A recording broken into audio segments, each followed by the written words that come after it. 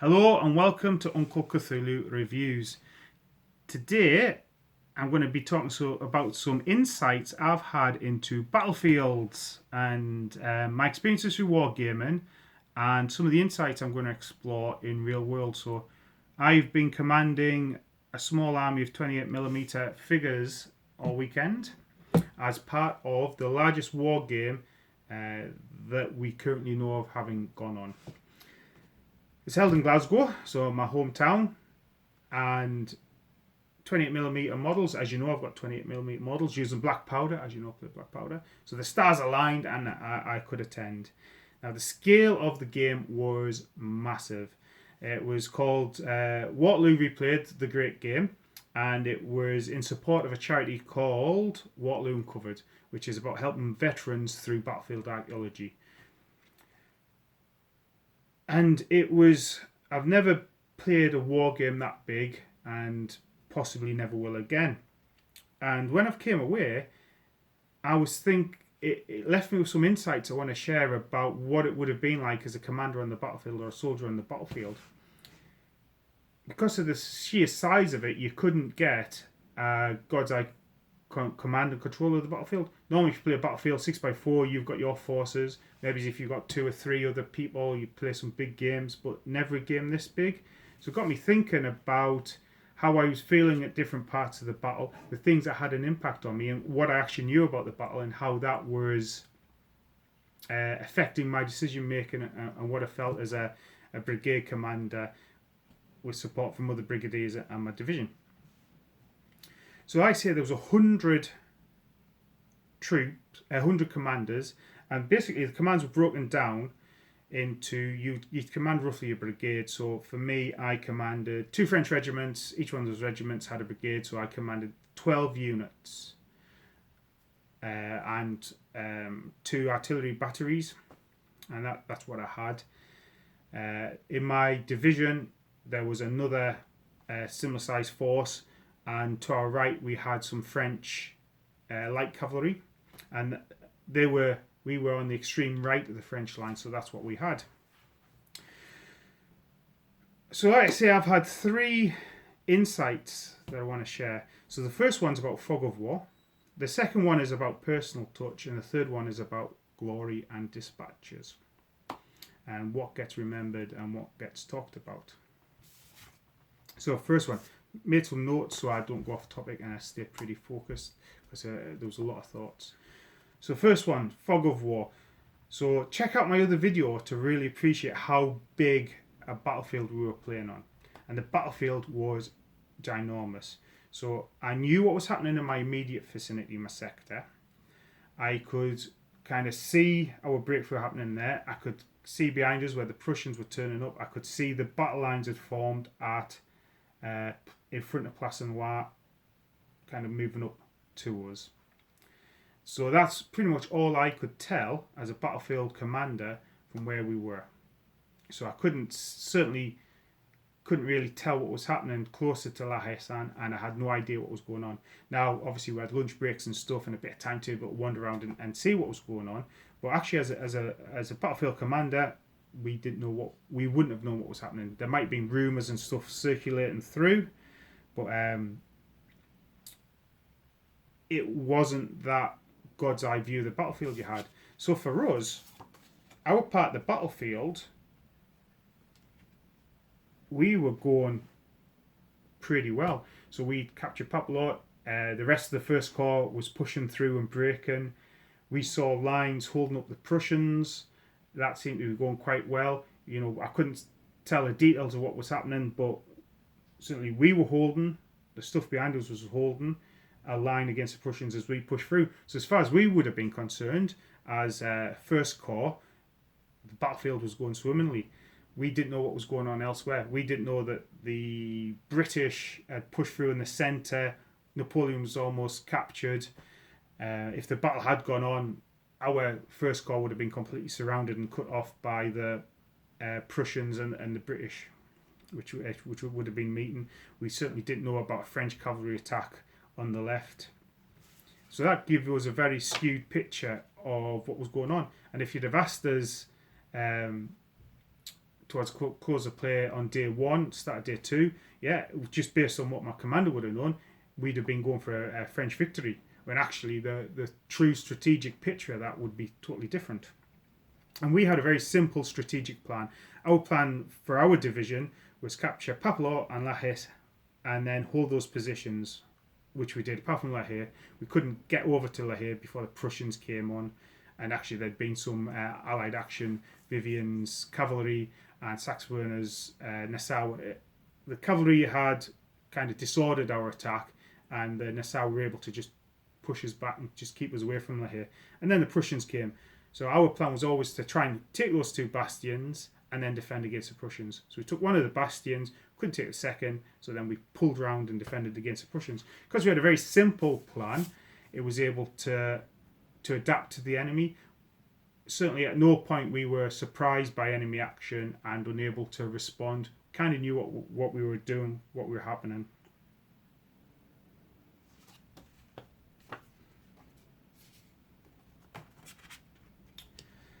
So yeah, so fog of war was really interesting, not knowing what was going on. My second point was about personal touch and the role of high command and what was going on. So over the course of the day, I had quite an enthusiastic chap come. I presume he's trying to coordinate some defence. Maybe he's a role of an ADC, seeing what was going on. He kept asking me what I'm doing and giving me some vague commands about forming a line. But that was about it, which didn't really have much of an impact. I was like, why is he bothering me? This is what we're doing. This is what I've told him about 3 times what was going on. It didn't really give me that much confidence of what was going on. It felt a bit, panicked, if you will. However, by day 2, a fellow, I didn't get his name, a fellow County Durhamer came round, assessed the situation, understood just by looking at the battlefield what we were doing, told us we were proceeding well and that we should keep holding on and we would have reinforcements to us, which eventually did come through, which was much more reassuring than just kept getting asked the same question. And I think we actually had some praise for holding as well as we had as well. And actually that support, emotional support, worked really well. And my fellow immediate brigadiers, Roy, Ian, we worked really well together, supporting each other. Roy kept asking, "Are you all right?" Yeah, of course I was all right. I was answering yes. Ian was, quite happily sacrificed his, quite happily sacrificed his command, holding up the Prussians, giving me breathing space to get back to line 2. Later on in day 2, I basically put my command in front so Roy could get his troops back in order again, and that meant that my command was sacrificed as well. But with the camaraderie and that between us and the support we were giving each other, that didn't feel like too much of a sacrifice. It was what was needed. And actually my divisional commander, Kenny, so he wasn't taking any tactical command, but he was there, kept reassuring us, talking to us. He was able to get us water and stuff to help keep us focused on the battle, which was really useful. So it's really interesting thinking about what divisional commanders and higher commanders and the effects that they have on brigadiers just by their sheer presence and impact on what they're able to do. And it got me thinking about a divisional commander might not just be about giving orders, but he's also about reassurance, he's also about support on the role of staff on the battlefield and what they're going to do and what strains they're going to take away from the commander so they're able to make the decisions that they're able to and give the commands and give the orders. So that was an insight that I hadn't had before, which has got me really thinking about what do staff do in a battle, what do commanders do in a battle. So that's certainly going to build me to some, focus me on some research. And the final one's glory and dispatches.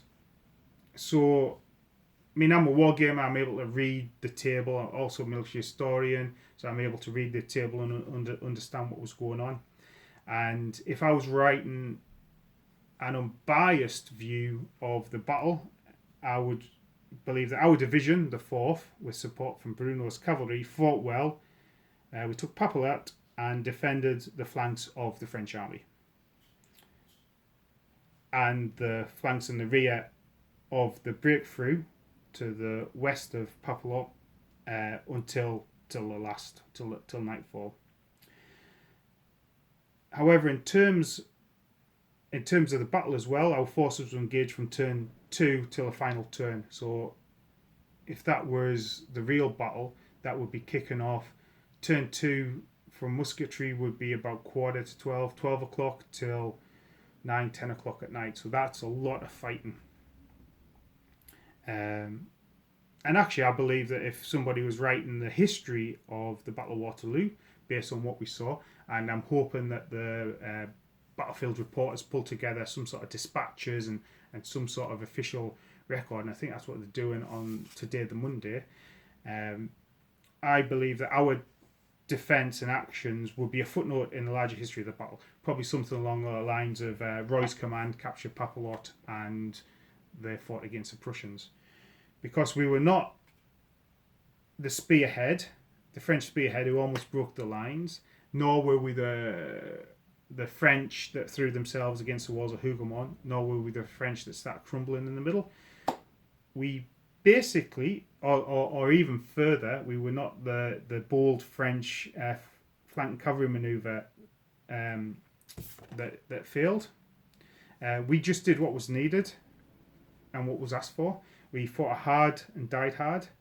And like I say, for knowing the sacrifices and the battle that we did would have been replicated all along the lines, it's really interesting to think that the glory and the honour and the dispatches only go to those key peak things, but actually the battle hinges on a lot more of small things that enable that to happen. So for example, if the breakthrough had finally smashed the two Hanoverian units in front of them, well, that could only happen because we held the Prussians, and actually we could only hold the Prussians as long as we did because we got reinforcements at lunch on day 2. So even though those reinforcements weren't engaged for the whole of day 1, they got there in the nick of time on day 2.